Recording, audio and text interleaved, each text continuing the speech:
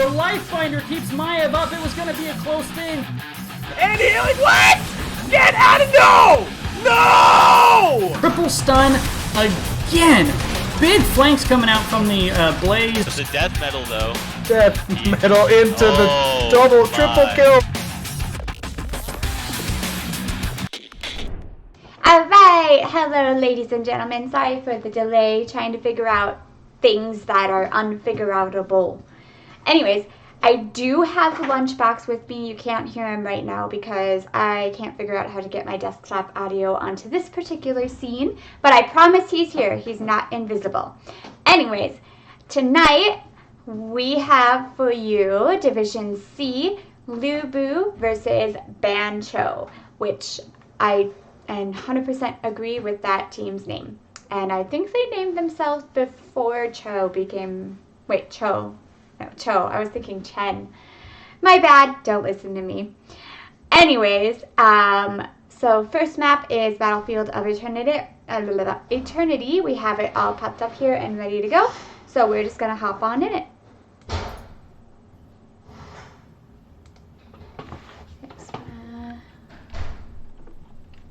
Hopefully they can hear me. I just want to double check that they can see. Yep. Okay. Here we go. In 5, 4, 3, 2, 1. So would you like to introduce... Lubu is on the left and Ban Cho is on the right. Which one would you like to introduce? I will introduce Lubu real quick. For the side of Lubu, Alan Hicks is going to be the Artanis. We are going to have Makrata on the Muradin, VDZ on the Jaina, Bandit on the Rainer, and Streakwing on Lucio. All right. And on the red team with Ban Cho, we have Shisui and Johanna, Quinal on Li Ming, Slugoden on a Lily, Blue Steen V2 on Sylvanas, and Spice on Varian. Have an interesting comp here on the side of Ban Cho. Getting to see a Varian and a Lily. I'm guessing the Lily was picked up in response to the Artanis and the Rainer. What do you think? Yeah, they're definitely going for these blinds. And from the side of Ban Cho, I'm expecting Windblade's variant here. Definitely to match up with this Artanis burn. What is Artanis doing? He's just shoving his horse in Varian's face. But yeah, the blinds. Oh, and we do have double blind also with Johanna. So instead of going for like a chase on the Immortal, it looks like they're trying to do more of a defense, at least from this perspective. I mean, Artanis and Reyna are pretty hard to combat against. And this is a really early camp from the side of Lubu. Yeah, and able to get it. Yeah, able to get it. No real counterplay there from Ban Cho on that, even though they did know they were there. A few globes tossed in. It looked like Muradin was kind of like anchoring and body blocking, preventing the Johanna from getting in.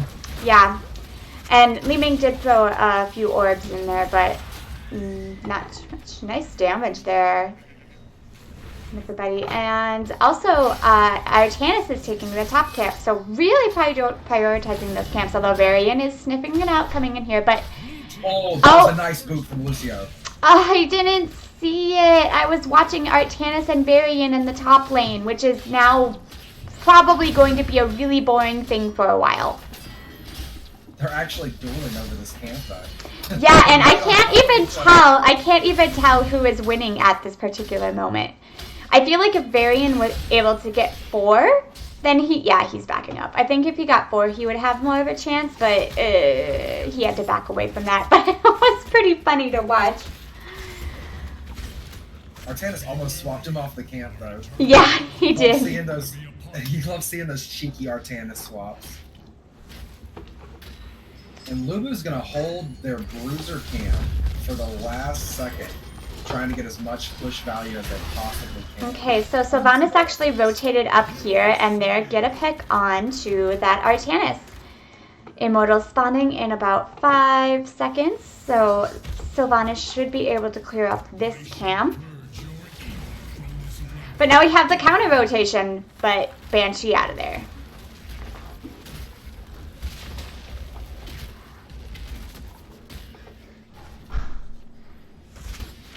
So Lubu actually going to start or Ban Cho actually going to start the burn, and they're going to burn that down super fast Yeah. with the Twin Blades.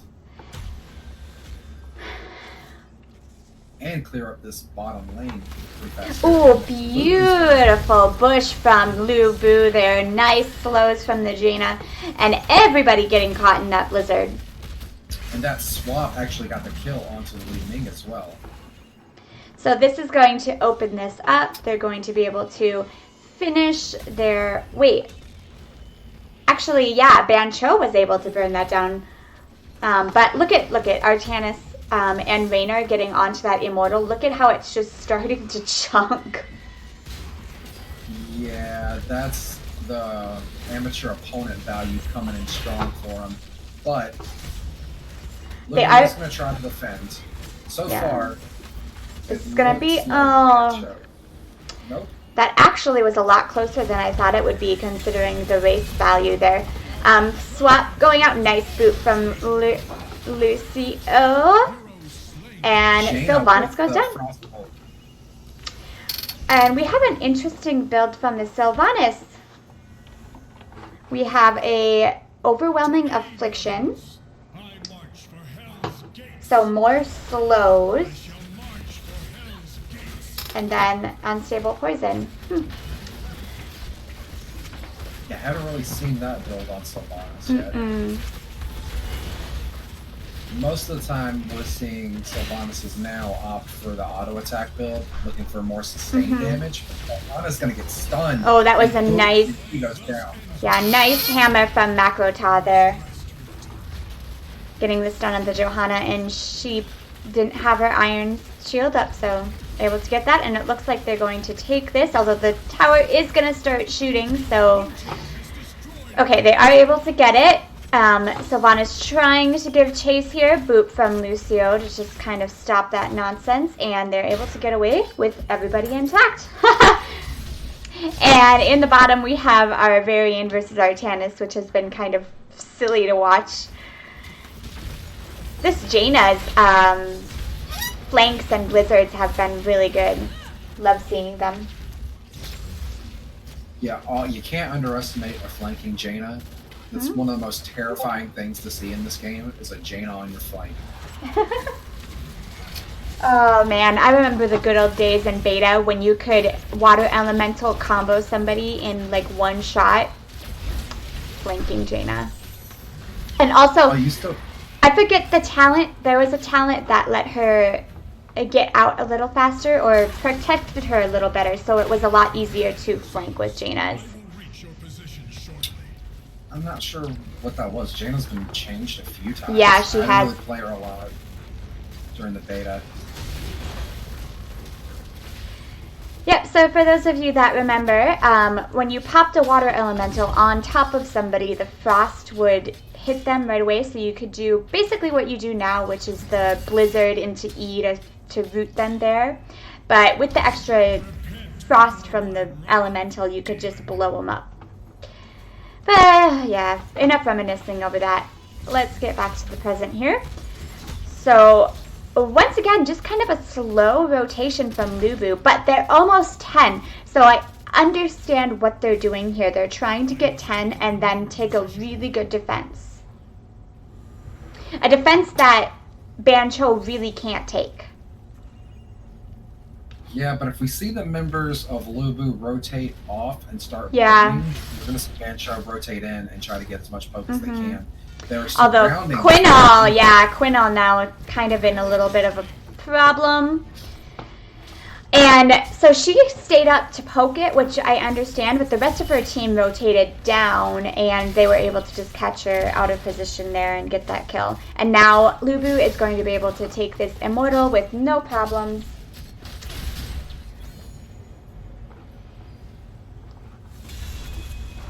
Looks like Ban Cho's going to be put on the back foot with this defense. Half-shielded Immortal down in the bottom lane.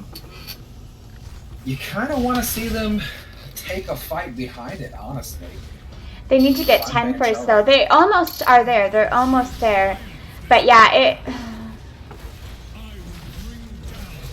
Nice swap onto the Johanna. Iron Skin popped, which means as soon as that comes off, anything could go happen.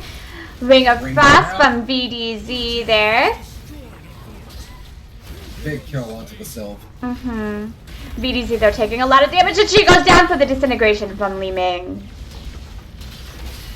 Both teams, even with the 1-to-1 trade so far, the Immortal's still relatively healthy. They're probably going to get this wall down at minimum. Yeah, but they, you know, one of the things we see a lot is overstaying. So I love to see that they're backing up here. And they're actually getting about a quarter of the keep here. I mean, that's plenty of value from a second phase Immortal, honestly. I mean, it's just safer to just rotate out, let them finish it off at that point. Keep your level lead. For sure. Stay up a little bit higher. So this is interesting. They do see them top because of that minion wave. So this aggression here is stealing the camp. Artanis needs to be careful here because if he gets caught out, he definitely can...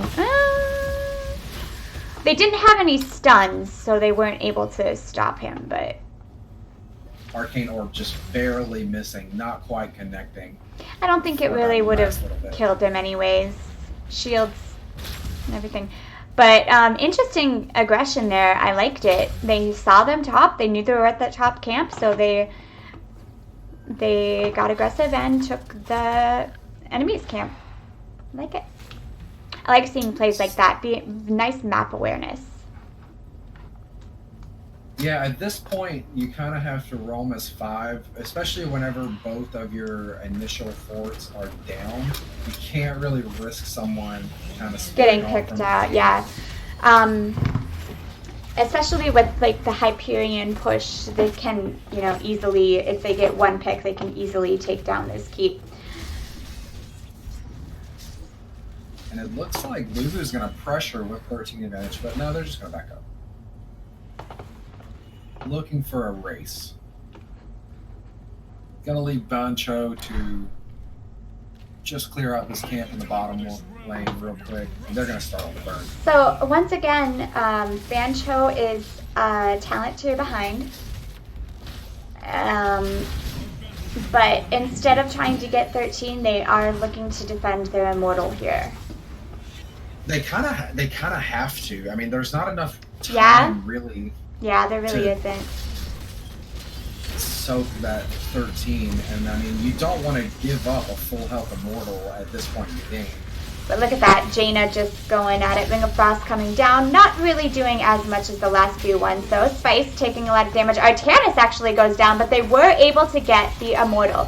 However, if they can, the kill on the Artanis will make the defense a little bit easier. Everybody taking loads of damage from that Jaina-Reyna combo. I know you like that combo. Oh, I love it. I actually drafted for our team quite a bit. The synergy between Jaina and Reyna is just so good. This isn't really a game where they have a lot of synergy, though, because Reyna is actually forced to take Exterminator here for that Immortal damage. You kind of see it more paired with Ace in the Hole at level 1 to actually get some value on the Jaina slows. But he did still go Unstable Compound at level 7, so just mega slows, which, you know, keep everybody in those blizzards as well. And it looks like... Yeah, they're just having a hard time here, Sluggerden. Nice swap on Sluggerden there. But good peel from Shusui.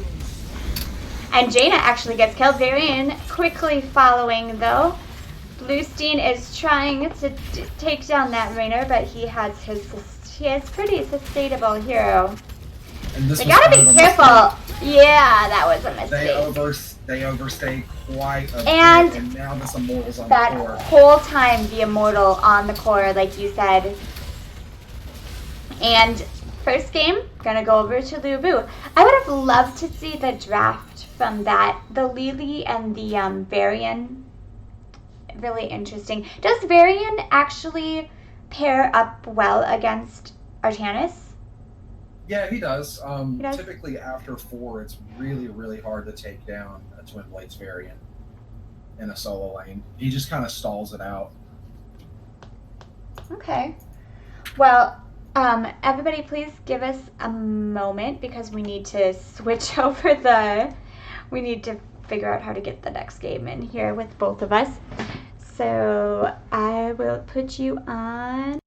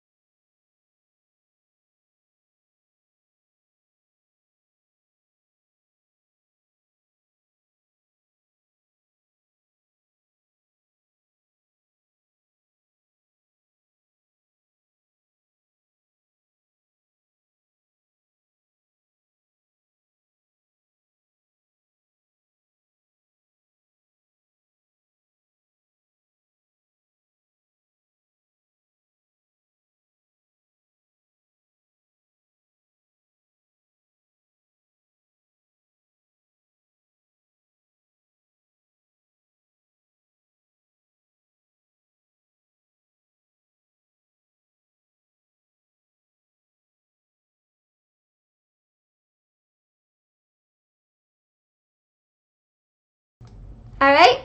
So we are back. And second map is going to be Braxis. Let me pause this for a second. Second map is going to be Braxis Holdout. So let's start in 5, 4, 3, 2, 1. Would you like to introduce Lubu? Yes, ma'am, I would. And for the side of Lubu, we got Makrata on the Muradin again, Alan Hicks on Dahaka, VDZ on Maev, Gul'dan or Bandit on the Gul'dan, and Shriekling on Durand. I'm loving the pony parade. The nice pony parade, except for Dahaka. Alright, and on the red team, we have Spice on Diablo, the Lord of Terror, Shisui on Jaina, Sluggoden on Lucio, Quinal on Vala, and Bluestein V2 on Imperius. And it looks like Maev was AFK for the first 15 seconds of the game. That's going to be a report. Oh no. My F comps are scary. I would have liked to see the Ana here. There's a lot of synergy between Maev and Ana. It probably was banned out during the draft. It possibly was, yeah. But it does look like they let Diablo slip through. And this is one of the scarier Diablo maps with all the wall bangs and the tight corridors for him to really get those initiations onto. The fact that Braxis in general slipped through is what I find interesting. I know, right? I mean, I never see Braxis. People just do not like this map. But nice flip on the Makrata there. Nice lunar flare on the Lucio though, but he's able to amp it up and heal himself up out of that. That was really close though. Both teams just trying to reset here in this brawl in the bottom lane. I don't know how I feel about this Dahaka pick. Honestly, I mean, you went out versus the Imperius in the long game with the Sustained, but I just don't feel like this is kind of a global draft. Ooh, that is not what you want if Jaina gets pulled here. That could be a bad place, but she doesn't and she's okay. Red team able to grab both shrines, so the beacon is starting to go up there a little bit. Makrata able to get onto that though before it gets too far out of control. Diablo taking a lot of damage here, but Maev relatively low as well.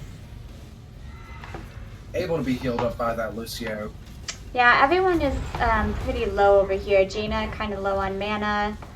Kanal is yeah, so he's okay, but yeah, Diablo is also about half health, which, you know, Diablo. Ooh, beautiful stun onto Nice Bandit there, but Makota taking a lot of damage. Spice also taking a lot of damage. Everyone's just taking a lot of damage. Sluggerden is also. Oh, Lunar Flare onto the Vala, but blue team was able to hold the Shrine's beacons and able to get the first Zerg wave of the game. Now, good news for Ban Cho fans. They do have very nice wave clear. Jaina has some good wave clear, although she's running out of mana. Kanal Vala has some good wave clear. Yeah, VDC going in for the aggression. Diablo there, just nice peel there for his backline. Big corruption coming out from Gul'dan, getting a lot of value, stacking up his quest as well. He's currently halfway done with it. About 3 minutes in, so on pace for a good, probably 6 or 7 minute quest finish. Not bad at all. Gul'dan on this map is a butt. A bum. Yeah, I mean, I've been seeing a lot of Gul'dan play in Div C, and a good Gul'dan is pretty scary, actually. Hitting those corruptions can really chunk your team. And especially when you finish that quest and hit 16, oh my gosh. I love it. It's like cream soda for me, because I love cream soda. It's like when you drink that first taste of cream soda or whatever beverage or food you just love, and it's just like, oh, that's how it feels when you get level 16 corruption. And you just see the poison chunking. Alright, enough of that. So they got their camp and they're pushing in to try to get this fort down here, but also have this. I just think that this will push in before the camp is able to clear it up. Are they able to save this fort? I'm not sure. The pull onto the. Look at that damage right there. Yes, onto Shrewsbury in the back there. And Gul'dan going down, though. They went a little too deep. And 3 heroes taken down. Streakwing is the last lady standing. Nice body slam from Diablo, and 4 heroes go down on the side of Lubu. Got a little too aggressive there. Yeah, I mean, I would have liked to see them prioritize that fort a little bit more, not necessarily die for the kills. If you're in that kind of position, you kind of just want to take the structural advantage and then kind of back out. But on the side of Ban Cho, I keep saying Ban Cho for some reason. Because, like, there's no hero named Cho. Yeah, I think it's like Cho'Gall. Because you ban Cho and then you technically ban both of them. Okay, fair enough. Maybe Ban Cho'Gall didn't sound as cool as Ban Cho. Anyways, Beacon number 2 starting. Nice wall slam there on Makota. Ooh, Vala though in a bad position, getting Lunar flared out there. Lucio there doing his job, keeping her alive. But yes, this in particular, like, look at, everybody is like hanging out in that one spot, right? So it makes it so easy for Gul'dan to just throw out that corruption and hit everybody. BDZ though in the back line there, getting the pull. Nice Lunar Flare onto Shisui there.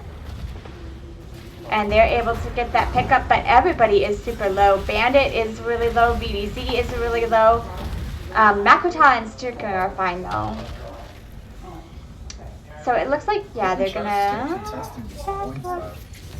And a huge duel up at the top lane. Yeah, oh no, he missed his impale. If he had that impale, he had that kill. He was able to push him off. Dehaka's going to have to go back, but he will be able to burrow in, which is not good news for Bluestein because, yeah, he's going to be full health and back in no time. But we do have level 10. for Ban Cho, so let's see how fast I can name off these talents. We have Angelic Armaments from Imperius, Shield Barrier from Lucio, Water Elemental from Jaina, Volley from Vala, and Apocalypse from Diablo. Sound Barrier. Huh? She actually went Reign of Vengeance. Oh, you're right. Volley's the other one, the spinny one. I always think volley because it's like falling down, and I don't know. Like I think volleyball. Big Warden's Cage coming out from my ass. Anyways, that was a beautiful Reign of Vengeance there from Vala. Nice counterplay there. And we do have level 10s for Lubu now. Ooh, Makoto getting hit. Nice, beautiful job. Nice booping Lucio. And nice damage to 3 on the Jaina. Blue Stain having a big... Yeah, he's gonna... with this Dahaka. He just needs to go back. Oh, he does have a tap. Okay. Yeah, but I mean, at this point, the backing is really going to get you more value. Yeah. I mean, even... Look, he's just, like, Can't Dahaka has so much sustain right now. Like, I can't really tell what his... Yeah, you can't tell what his, essence is at the moment, but... Ooh, okay. And I actually like this talent pick from Dahaka. He actually went Feeding Frenzy at 7, so every time he auto-attacks, it's going to reduce the cooldown of his drag by 2 seconds. So he'll just have lots of stuns on them. Yeah, Bluestein, I really feel like he just needs to go back. I mean, he's low on mana, he's low on health. He just needs to surrender this. His team has the bottom altar. Ooh, and Lucio going down here from a nice cage and pull from VDZ there. And Makoto says no retreato. Friendo. And Diablo, the counter Sentry, pulling him out of the blizzard. Nice lunar play from Streakwing. But everybody is just taking a lot of damage. VDZ low, Streakwing low. Once again, everybody. But able to grab the altar. But Dahaka, where did Dahaka go? Oh, he burrowed down. So Bluestein using that window in order to grab that beacon, which will give them a little bit of time for Lucio to come back. Death timer is still relatively short, so if one member rotates out of the lane, you just see them kind of play ring around the rosy on this map and counter rotate. Okay. Cage coming out. Cage going down. Nice, nice sound barrier though, keeping everybody alive. Bluestein though is the guy from that poison damage. Bandit goes down 2 for 1 at the moment. Spice is now taking a heaping of a wallin. I don't know what the heck that meant. Just did, and Tirana goes down 3 for 1 at the current moment. Alan Hicks, did he burrow? I didn't see. Did he burrow in there or was he there already? I think he was there already, and the rest of the members of his team rotated. Okay, so now they should 100% do boss. Yes, get that boss. Yes, good job. Now, Tirana will be up in 7 seconds, and Dahaka will be able to burrow in. But yeah, they know that they're here. But they did get the Zerg wave. Blue did get about 3/4 of the Zerg wave, though. This is going to be interesting. VDZ going in here on the point, but...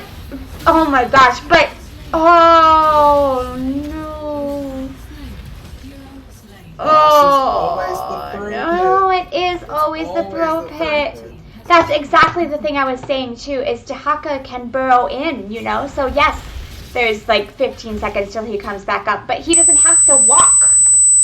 So now they're going to get that boss, but they did. So red team was able to get the full beacon. So luckily for red team, they Lubu had to send some people back to defend versus those Zergs. But it's pretty much equal here. Cage coming down. Lucio probably going to do the speed boost there. Yep, get in that, Maya. And actually, if they do not come back here and clear up this boss, the boss is going to get more than the Zerg wave did. The boss already got more than the Zerg wave did, actually. Yeah, unfortunately, the boss is still a little strong on this map, especially with that big AoE barrage there, able to just chunk structures. So structurally, Lubu is going to have the advantage right now, as well as about a half level lead. Still relatively close in this game, though, for Ban Cho.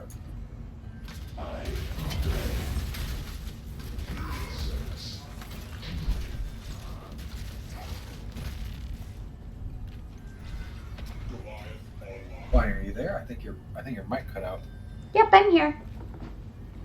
Okay.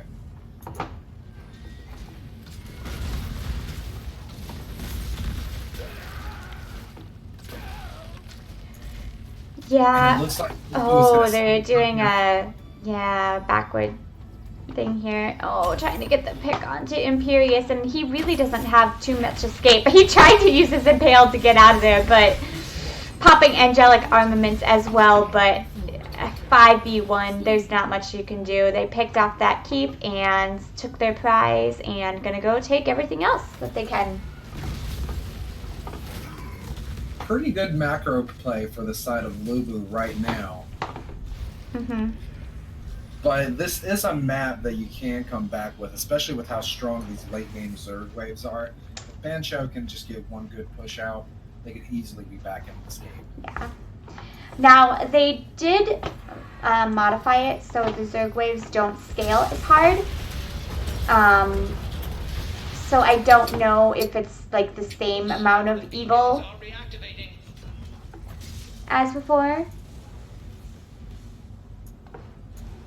Yeah, I do believe they nerfed the Zerg waves quite a bit. Yeah, they did. A little too ridiculous. They were ridiculous, especially late game. But I feel like the early game Zerg waves have kind of fallen off quite a bit after the changes. I mean, you still get some good push value out of it. I just don't feel like the health is quite there anymore.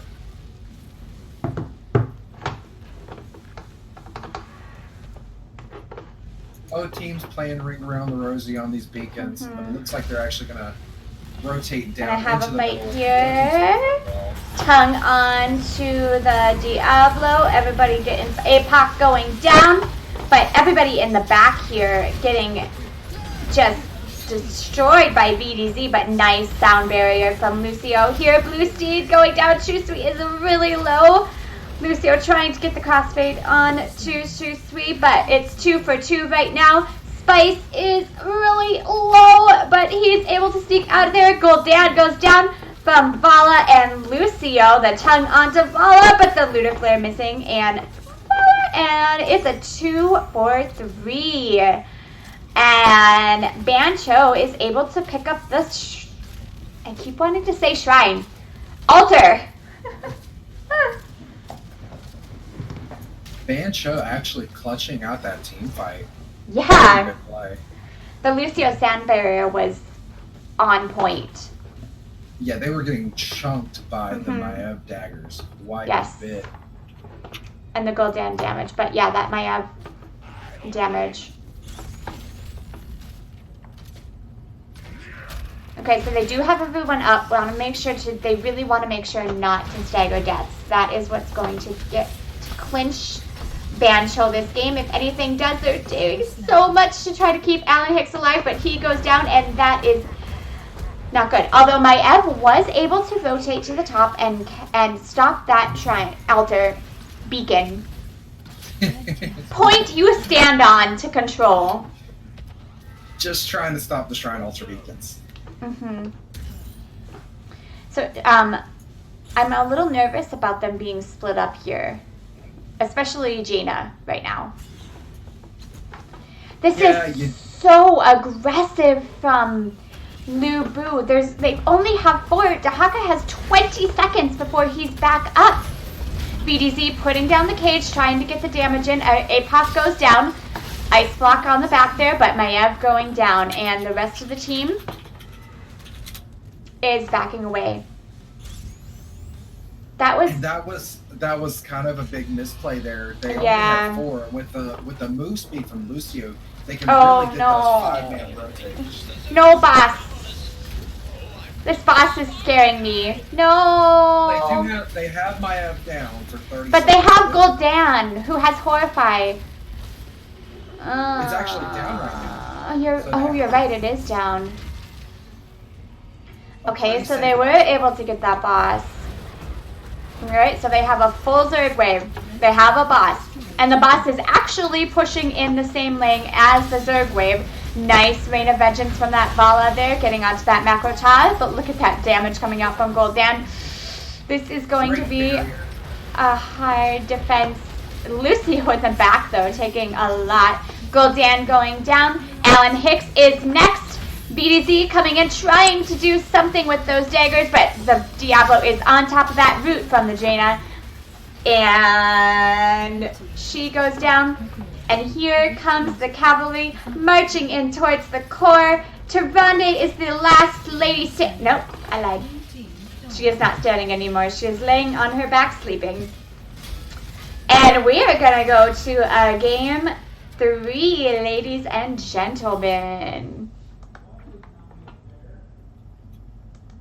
Which, by the way, I forgot. I gotta give MVP to that Lucio. Yeah, those sound barriers were clutch.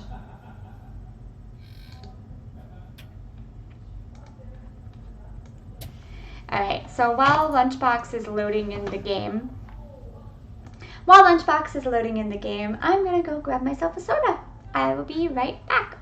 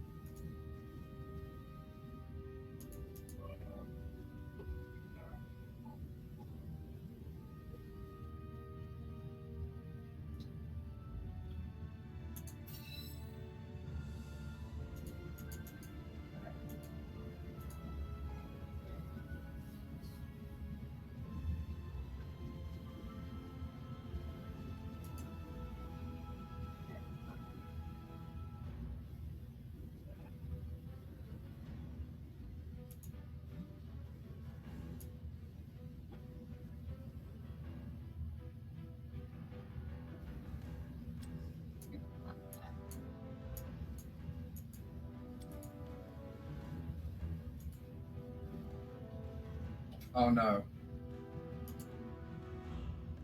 There we go.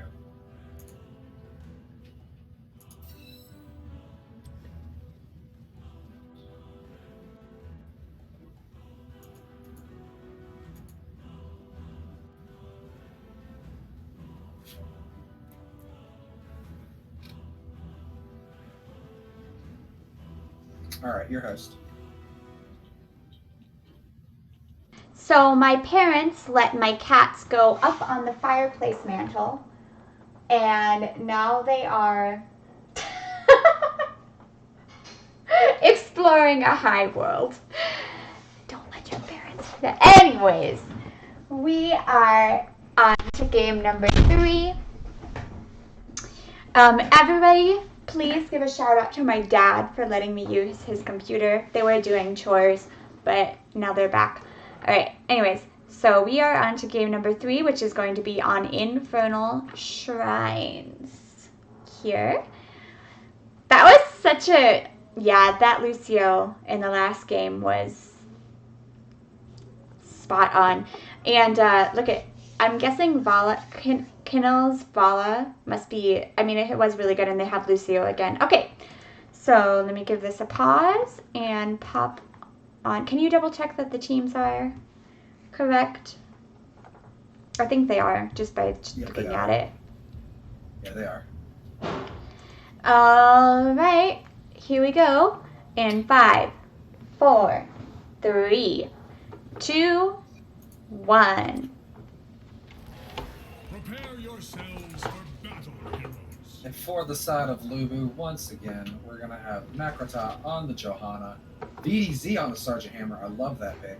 Oh, I didn't even notice. Don't see enough of the real tank in this game, Sergeant Hammer. Dahaka being played by Alan Hicks, Bandit on the Gul'dan, and Streakwing on the Rhaegar. 10 seconds. Alright, and on the red team, we have Spice once again on his Diablo. Beautiful wall stuns last game. Bluestein on ETC. Sluggerden on that Lucio again. Shusui's on the ETC. Omoshiroi.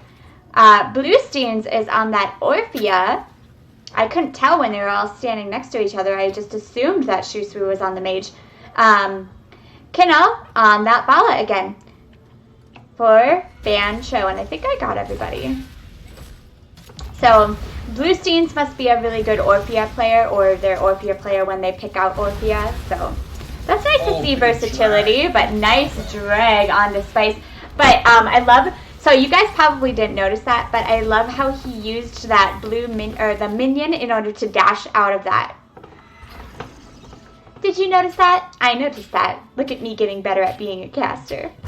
I'm getting better at being a caster. Noticing these things. So yeah, this is the second time I've seen Sergeant Hammer this week alone. One was in a heroic game, and then she got banned, respect ban. There's a lot of Sergeant Hammer mains in this game. Gotta respect it. A lot of area denial. Very true, and so hard to get to. But she is going to have to be careful against that Orphea, in particular. Look at Kinnell coming around the back here, but it doesn't even matter as soon as you're in her area of effect. I wonder, does she have... I don't know if her area effect gives vision or not. I don't think it does. I don't think it does. But, like, as soon as she came into vision, like, she just started dealing too much damage to Vala that she had to back up. And she also has some really great defense mechanisms as well. Just on her own. Right, her pushback able to really shut down the Diablo charge, kind of keeping him off of her, and that's going to be most of their engage, other than the ETC slide. I usually don't see this talent on level 1 on ETC, so I had to read it. Ooh, and also, did she do this last game? I don't know if she did this last game. She went Creed of the Hunter, which is a really risky talent to pick. You've got to get 100 basic attacks against heroes, which, you know, may seem easy, but sometimes is not and could take a long time, which I think the fact that it takes a while is what makes it a little more a little less taken than other talents, but it just ups your damage, especially at level 20. You take the extra attack speed, damage just starts coming out. I don't know if I agree with the auto attack build on the Vala right now, especially into a blind of Sergeant Hammer. Honestly, I actually wonder if that's why she... I don't know. if I'm Vala, I'm opting for Q build here. I mean, the AA is really good against like the tanks. And I don't mean the Sergeant Hammer. I mean, it's probably good against that as well. But like Johanna and the Dahaka. Right, but the only thing about that is if you go AA build into a Joe, I mean, she's just going to target you for blinds every time. Yeah, that's true. Right now, so, okay, oh, nice, beautiful stun from ETC onto Sergeant Hammer there. Not able to get out full band, killing a lot of damage, but nice flip from the Diablo there. Bandit is not long for this world, and he goes down. And Lubu was able to get 32, but it's just not enough. It's not 40. And I'm seeing a lot more ETCs. Okay, somebody watched not Paradox's new video, because he is going for block party, loud. Yeah, I was noticing that. Makotaj desperately trying to get the remainder of these, and they might actually get them if they're not careful. They've got to get onto that Sergeant Hammer. No! Blue team was able to get the Punisher. Orphea goes down. Diablo goes down. My gosh. That Sergeant Hammer was just ignoring everything and going just for those minions. And Frozen Punisher, first one of the game, can be detrimental because that ice actually disables structures. I remember the days of people just dreading the arcane punishers, and now it's Yeah. the Frozen one instead. Well, Frozen specifically also like in early game, you know, because usually with a Punisher you can't take this first fort. Like usually you just get the wall, right? But like with the Frozen Punisher, it's able to disable those forts. So Unless you're gonna have some good auto attack burn on those punishers, it's not gonna fall easily. yeah. Okay, well, nice play from Lubu. I really thought that Ban Cho was going to get that first shrine. They got like 3 kills, but you know, low death timers, and they were just right back. Makrata doing a nice job of zoning and getting some of those minions. And yeah. And with that, they're almost level 10. Taking that fort gets them almost level 10. Kinal is in a bad position, but nice vault out. Drag on the Diablo, but he's gonna just walk on out of there. Oh my gosh, Kinal! Vala. That's the downside of playing Vala right now. I feel like she needs another health buff. I don't feel like she's tanky enough to really be a viable auto attacker right now in the meta. Well, the thing is you look at Reyna, right, and he has a heal. So I think he does have a little more health. I feel like he has more health than Vala. Well, whenever I play Rayner, I always take Behemoth armor at 4, and so by the end of the game, I'm stacking probably anywhere from 600 to 700 extra like health on the Rayner. So he ends up being actually pretty tanky by the end of the game. And you don't see Vala with any kind of raw health. No. Anyways, so we have our level 10s from both teams, so let's see how fast I can do them all. Going left from right. So we have Johanna with Blessed Shield, Sergeant Ham with Blunt Force Gun, Diahaka with Isolation, Gul'dan with Horrify, Regai with Ancestral Healing, Lucio with Sound Barrier, Orphea with the Chomp Chomp! I love the Chomp Chomp.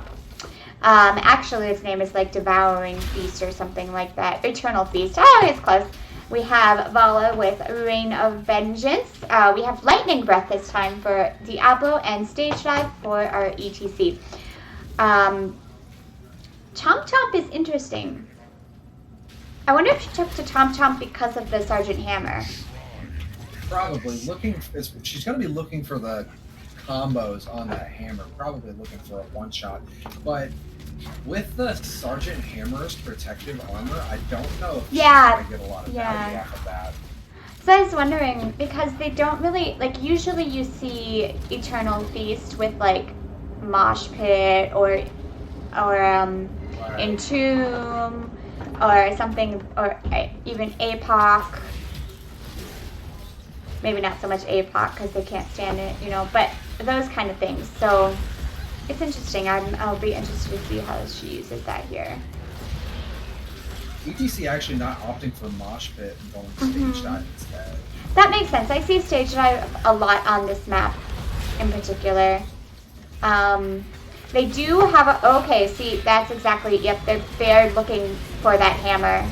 Blunt Force Guns goes down, but pretty much onto nothing. Chomp Chomp comes out, and the Horrify going down. Nice Condemned from the Johanna. Lightning Breath going onto them, trying to get the Gul'dan dead, but he's not able to. Shusui trying to keep them off of the almost dead Diablo. Everybody is so low on the side of Ban Cho. I almost said Cho'Gall. Oh no, please, no! Oh, Diablo almost getting chunked out by those corruption stacks. Oh, please, Steve. And they're able, oh man. So that's exactly what you were saying. That the Stage Dive came down, the Sergeant Hammer, he was looking for that Sergeant Hammer, but she popped her Unstoppable, which, like I was saying before, she has a lot of tools in her toolkit that have protection for herself. Unstoppable popped, and she was able to just mosey right on out of there. I mean, she's actually, I feel like, an underrated carry right now, because she can effectively heal herself. Yeah. Yep, she has an unstoppable. She has the blast back. I don't know what the actual name of that talent is. With her W.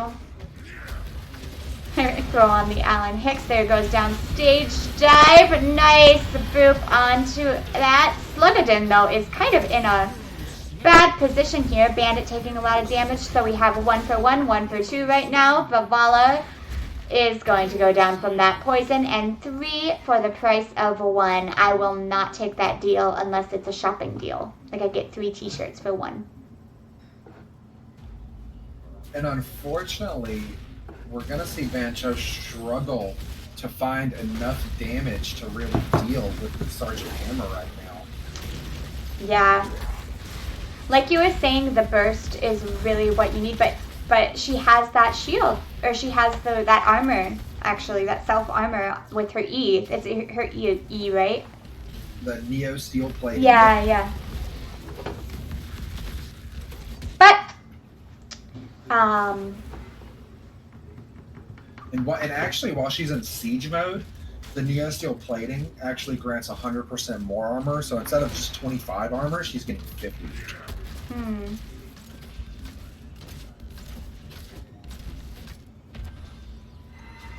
So as long as Hammer is in siege mode and she pops her plating, she's getting 50 armor. She still has Concussive Blast to push any of those tanks back, heal them off of her.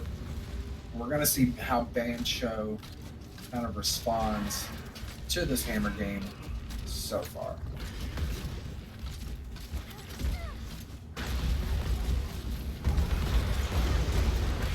And in big engage down in the bottom lane. Bandit is getting kind of body blocked in the corner there. Nice stage dive, but Macrota in the back taking down that Orthea, and they are just not able to get a kill onto anyone on this team. Macrota going down, they finally get a kill. Everybody is so low though. BDZ super low, Quinal super low, and they were able to get 2 kills there, but man, oh man, they had such a hard time finishing them.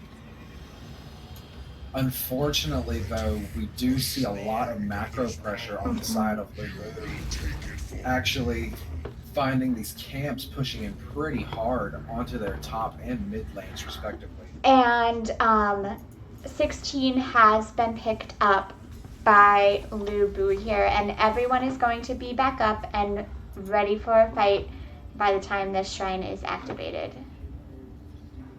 We're going to see another fort fall for the side of Ban Cho.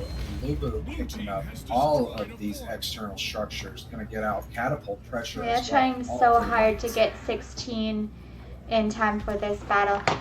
It is a Molten Punisher, so it's the least best one. I feel like all of the Punishers are pretty balanced right now in terms Yeah, of I do too. pushing pressure. Oh, Quinal needs to be careful. She gets Blessed Shield by that Johanna.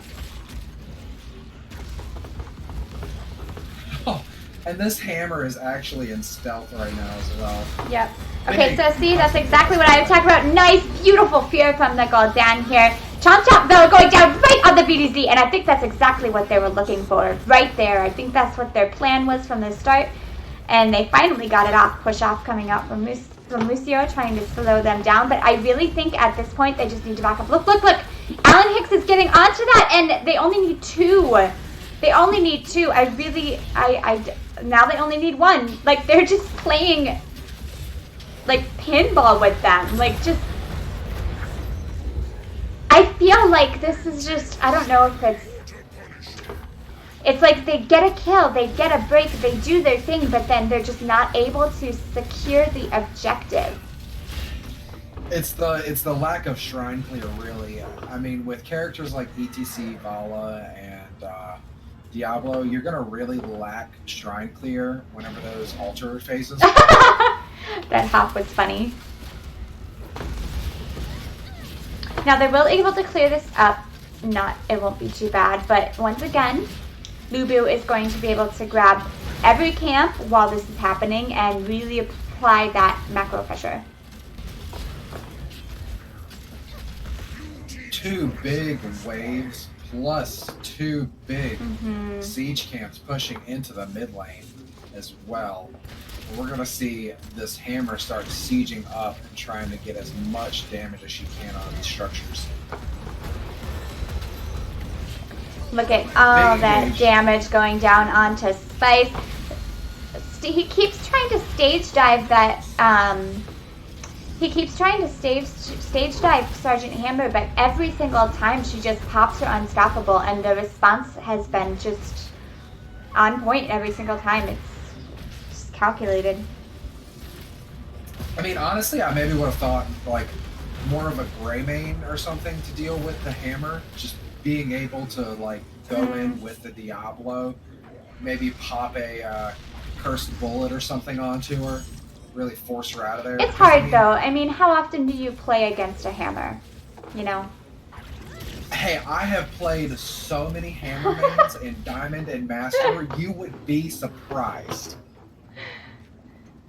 And it actually feels really bad to see like a good hammer go up against you. Oh man, it's rough. But I feel like Hammer is one of those heroes that the team also needs to know. It's like the Vikings, you know, the team needs to know how to play with them. I mean, it all depends, but it looks like, you know, this They've is something practiced that it, yeah. They've really practiced, and the comp is really built around the hammer. Joe being able to pull people in with those condemns, Dahaka being able to drag people in with his tongue, Horrify pairing up really well with the hammer as well. Just a lot of CC being able to like initiate and engage and take fights under that hammer area denial is just really working out so far for the side of Lubu. So, I like that you always ask this question. On the side of Ban Cho, what do they do? What do they want to do? Because every time he's been stage diving in, that Gul'dan has horrified the rest of the team. And the unstoppable gets popped. The stage dive onto the hammer is not working. You have to ignore, at this point, you just have to change your game plan. You have to ignore the hammer and see if you can get a burst on the Gul'dan. That's going to be your best bet. Honestly, he's probably the squishiest character, and if you can interrupt him, you know, if we get a pull here, isolation going on to the Diablo. They're just trying to get out here. Fear going down. Diablo is probably not long for this world. He does have his souls, though. Chomp Chomp going down, and I really don't like its usage there because that's a 40-second cooldown, and why? Trying to save Diablo? Diablo really wasn't getting out of that. Yeah, I mean, I guess maybe she thought there would be a little bit more value catching 5 members in it, but I mean, with everyone being able to just kind of walk out of there and no hard CC to follow it up, there's not going to be much value for the Eternal Feast. I mean, it will be back up by the time that they need to engage, but it looks like they're probably going to get this shrine with no big deal whatsoever. So, Ban Cho is really trying to get as much value as they can on this map. They're taking the camps. I really feel like they should take this camp as well. Trying to get the towers down, trying to get 20, get that XP before they stage their defense. And I feel like they need to fight behind the Punisher, pull the Punisher in, and then get engage behind it. But they might be able to just do a good defense here. They really got to watch out for those Horrifies, though. The Horrifies have been... Yeah, if I'm Ban Cho at this point, I'm focusing hard on that Gul'dan and just kind of ignoring the hammer damage, just trying to get a pick and get out as fast as possible. But it looks like Lubu is going to be able to take this keep down. Going down. If they can lure the Punisher more towards the... Okay. Look at that, though. Every time he uses Lightning Breath. Oh, nice sound barrier from Lucio there, trying to keep his Diablo alive. But he is not able to. See, once again, going down, but this time, yes, focusing that Gul'dan instead. Rhaegar going down. Alan Hicks is taking a lot of damage, and he does not have a burrow, and Makarota is next, so I think he probably has Indestructible, but if he can kill them with that Indestructible, then he will not have that for the next one, and they are able to save their core. Nice That's defense. actually huge. Yes. That's huge for the side of Ban Cho. And like you said, that time ETC went for the Gul'dan instead of the hammer with that stage dive. Oh, Bandit. Oh, okay. Fear going down. That might be able to get him out of this. Like BDZ is sitting there in stealth and you can't see her.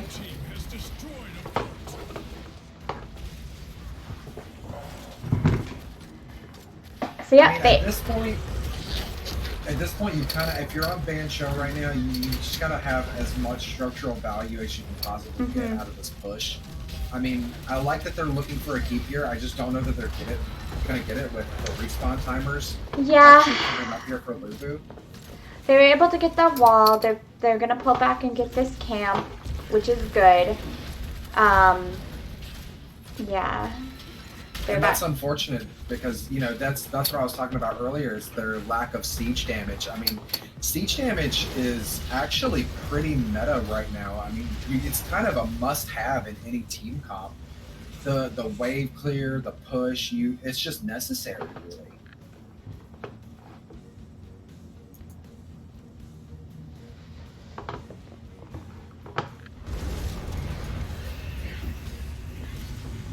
We're going to see Ban Cho kind of just push these catapults out, try to get the pressure off of their core as much as possible. Yep. They really want to clear a few waves from the top, so if a team fight begins, those catapults don't end up winning the game for them because their core is at 32% health right now. That is smart of them. They sent ETC back to deal with the top lane pressure. ETC does have the global, so... Look at this, they took 3 camps and now they have 2 camps pushing middle, 1 camp pushing to bottom with their Sergeant Hammer there.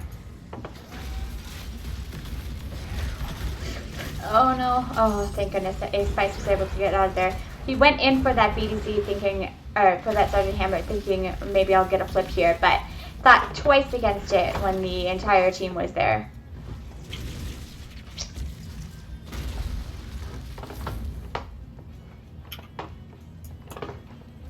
So, I mean, I like the build onto the ETC right now. I just don't know if it's getting enough value for him, honestly, because he's going pretty much full main tank build, and while that does give you a lot of durability in team fights, it actually takes away a lot of damage and wave clear from your kit. Look at this though, they already have 30 minions down on this shrine. So once again, even if they're able to get something here, oh, beautiful tongue onto that stage dive, even if they're able to push them back, they only need 2. There is no way. They just need to forego the shrine and go for that team fight here. Yeah, there we go. And like you said, they're definitely focusing that goal down now. Chamzok coming down. Fear going down. And Orphea is in a bad position for that Fear. Lightning Breath being channeled. And VDZ is taking a lot of damage. Paula able to get that kill on there, but Diablo is going to go down. He does have his soul, so he will pop back up right at the core. Paula, though, is probably not going to survive the vaults and the boot from the ETC. I don't know if that was a necessary sound barrier. Oh no. Oh no! Oh, the Frozen Punisher.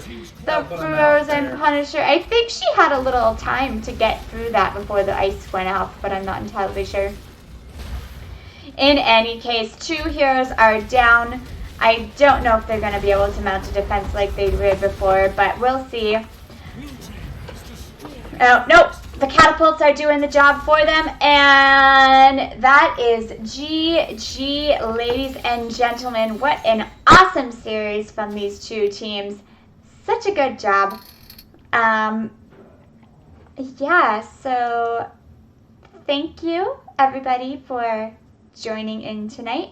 I gotta give my dad back his computer. So, Lunchbox, do you want to say goodbye here? Goodbye, everybody. Thank you for watching. Thank you for tuning in. Right, yep. So in about 3 hours, my ladies' night is going to start, and that's going to be on the Nexus Gaming Series Twitch page. So please tune in for that. We have a few fun ideas that we're going to do. And once again, if you want to become a patron and help this awesome community out, please go to patron.nexusgamingseries.org, I think. But I mean, if you go to the website, you'll be able to find it. All right, thank you guys so much, and I will see you in 3 hours.